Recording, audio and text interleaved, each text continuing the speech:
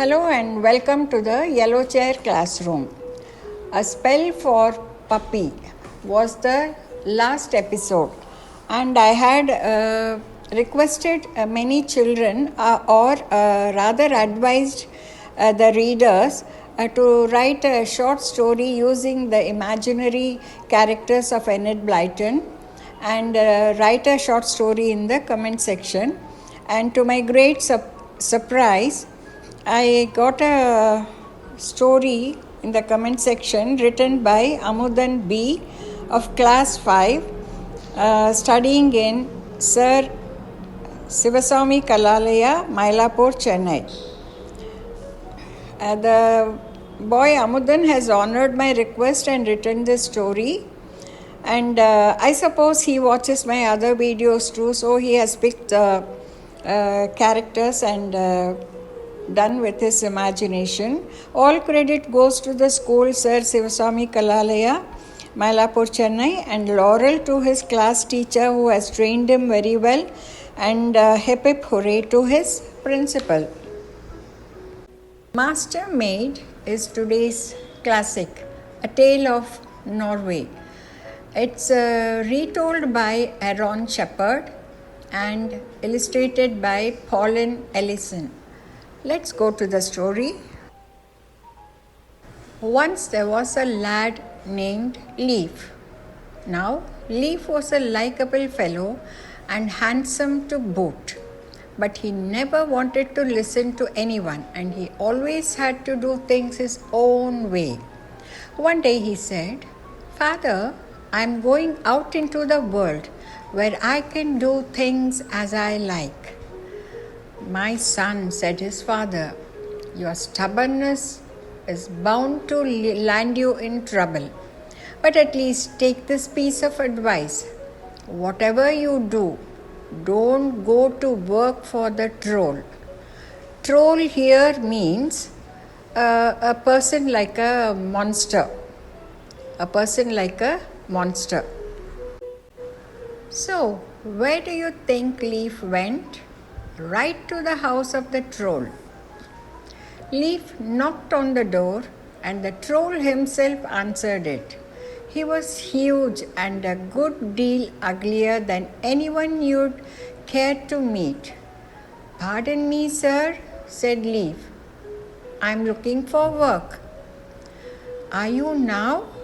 said the troll, feeling the boy's arm. "I could use a fellow like you." The troll led him into the stable and said, "I'm taking my goats to pasture. Since it's your first day, I won't ask much of you. Just shovel out all this dung." "Well, that's kind of you, sir," said Leif. "You're surely easy to please." "But just remember one thing," said the troll. "Don't go looking through the rooms of the house, or you won't have to tell about it." When the troll had gone, Leif said to himself, "Not looking through the house? Why, that's just what I want to do." So Leif went through all the rooms till he came to the kitchen, and there, stirring a big iron pot, was the loveliest maiden he had ever seen. "Good Lord," cried the girl, "what are you doing here?" "I've just got a job with a troll," said Leif. "Then heaven help you to get out of it," said the girl. "Weren't you warned about working here?" "I was," said Leif, "but I'm glad I came anyway, else I never would have met you." Well, the girl liked that answer, so they sat down to chat. They talked and talked and talked some more, and before the day was done, he held her hand in his. Then the girl asked, "What did the troll tell you to do today?" "Something easy," said Leif. "I've only to clean out the stable." "Easy to say," said the girl, "but if you use the pitchfork, the ordinary way, 10 forkfuls will fly in for every one you throw out. Now here's what you must do.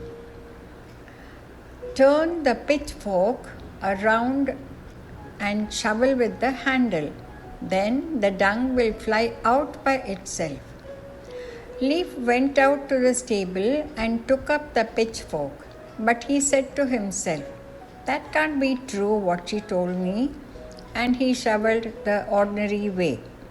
Within moments, he was up to his neck in dung. "I guess her way wouldn't hurt to try," he said. So he turned the pitchfork around and shoveled with the handle. In no time, all the dung was all out, and the stable looked as if he had scrubbed it. As Leif started back to the house, the troll came up with the goats. "Is that stable clean?" asked the troll. "Tight and tidy," said Leif, and he showed it to him. "You never figured this out for yourself?" The troll said. "Have you been talking to my master maid?" "Master maid?" said Leif. "Now, what sort of thing might that be, sir?" "You'll find out soon enough," said the troll.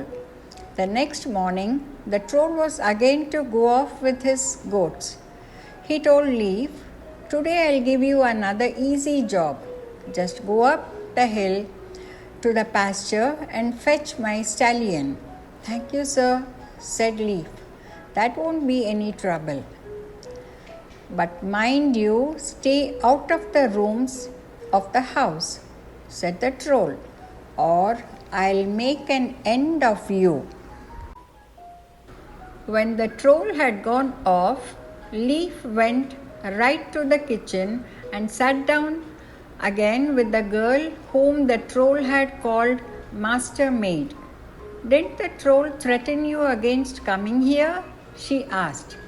"He did," said Leif, "but he'll have to do worse to keep me away from you." So they talked and talked and talked some more, and before the day was done, he had his arm around her. Then Master Maid asked, "What work did the troll give you today?" "Nothing hard," said Leif. "I just have to fetch a stallion from the hillside." "Yes, but how will you manage?" asked Master Maid. "It will charge at you, shooting flame from its mouth and nostrils. But here's how to do it. Take that bridle hanging by the door and hold it before you as you get near. Then the stallion will be tame as a pussycat." So Leif threw the bridle over his shoulder and went up the hill to the pasture. So he said to himself, "That horse looks gentle enough," and he started right over to it. As soon as the stallion saw him, it charged at him, shooting flame just as Master Maid had said. Barely in time, Leif got the bridle over his shoulder and held it before him. The stallion stopped, as tame as you please, and Leif bridled it and rode it back to the stable. On his way out, he met the troll coming home with the goats. "Did you bring home the stallion?" asked the troll. "Safe and sound," said Leif, and he showed him. "You never figured this out for yourself?" the troll said. "Have you been talking to my master maid?" "Master maid?" said Leif. "Didn't you mention that yesterday? I'd certainly like to know what it is." "All in good time," said the troll. The next morning, before the troll left with the goats, he said, "I want you to go to the mountain today and collect my tunnel tax from the fairies." "All right, sir," said Leif. "I'm sure I can figure it out."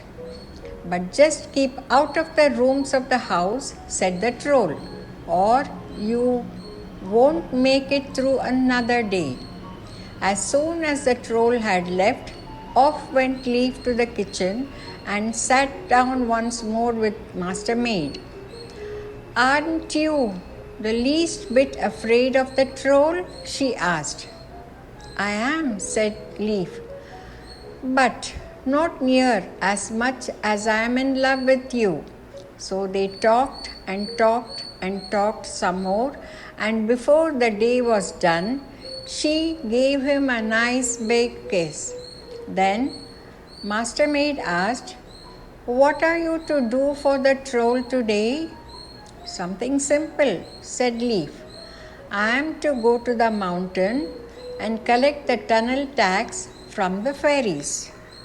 Simple if you know how, said Master Maid. You're lucky I'm here to tell you. Take that club that's leaning against the wall and strike it against the mountain. The rock will open up and a fairy will ask you how much you want. Be sure to say just as much as I can carry. So Leif took the club to the mountain and struck it against the side. The rock split wide open and out came one of the fairies. Through the crack, Leif could see piles and piles of silver, gold, and gems. I've come for the troll's tunnel tax, said Leif. How much do you want? Asked the fairy. Now Leif figured it won't hurt to ask for extra and then keep some for himself. So he said, as much as you can give me. As soon as he had said it, silver, gold, and gems came streaming out of the mountain and piled up around him. In a few moments, he was nearly buried, but the treasure kept coming. I've changed my mind, Leif shouted, just as much as I can carry. The pile of treasure flew back into the mountain, and the fairy handed him a sack. As Leif arrived back, he met the troll. Did you collect my tax? The troll said. Done and delivered, said Leif. He opened the sack, and the silver, gold, and gems overflowed onto the ground. You never figured this out for yourself? The troll said. You've been talking with my Master Maid. Master Maid? Said Leif.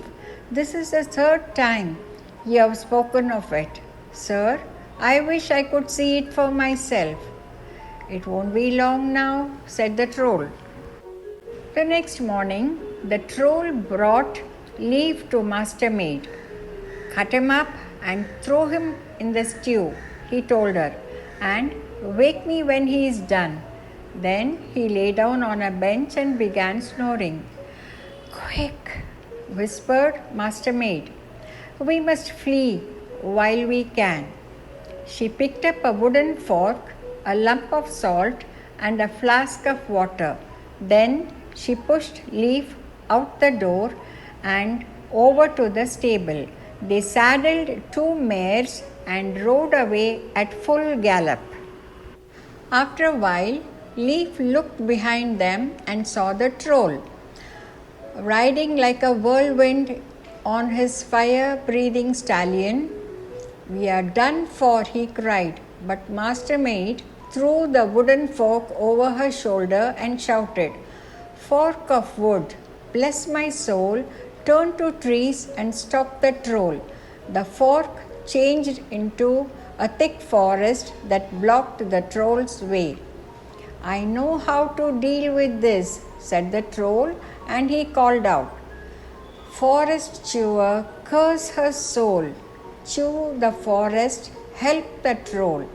The forest chewer appeared out of nowhere and devoured the trees, making a path for the troll's horse.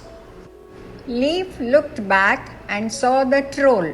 We are lost, he cried, but Master Maid tossed the lump of salt behind her. Lump of salt, bless my soul, grow to mountain, stop the troll. The salt turned into a craggy mountain, and the troll again had to stop. I know how to handle this too, he said. Mountain Cruncher, curse her soul. Crunch the mountain, help the troll. The mountain cruncher appeared and bored a tunnel straight through the mountain. Meanwhile, Leif and Master Maid came to a sea where they found the sailboat tied up. They left the horses, bounded the boat, and sailed for the far shore. They were halfway across when the troll rode up to the water. I can take care of this as well, he said. Water sucker, curse her soul. Suck the water, help the troll. The water sucker appeared and started drinking up the sea. Soon the boat was scraping bottom. It's the end of us, cried Leif. But Master Maid took out her flask. Drop of water, bless my soul, fill the sea and stop the troll. She poured a single drop overboard and the drop of water filled the sea. Drink it up, raged the troll, but not another drop could the water sucker drink, and Leif and Master Maid landed safe on the other shore. It wasn't long then till Leif had Master Maid home, and not long again till they had a wedding. But when the minister asked Master Maid if she'd love, honor, and obey, Leif told him, never mind that, it's best if I obey her. And he did, which is why they lived happily ever after. Coming to the concluding part, what we learn from this story is not only that we have to be intelligent, we should always learn from the intelligent ones. And as I told you, that I will read out in the concluding part Amudan B's story. Here goes the story. Bobby Rabbit gave a shrill cry of joy. Mama was out. He rolled on the grass happily. He went near the blueberry tree, started collecting and stuffing his pocket and mouth. Suddenly a growl came. Aboo-sha! God, it was Jackson Wolf. He was wearing a green coat, green hat matching the color of grass. Bobby remembered his mother praying, "On, Angel, rescue me, on." Angel, Bobby shouted. The wolf was clutching his arms. Suddenly, the angel grabbed Bobby Rabbit and flew away. So, here we conclude the episode. I hope all of you would have enjoyed the story, both the Master Maid and the Bobby Rabbit. Thank you for watching my video. I encourage children to write few more lines of stories and participate in the yellow chair classroom.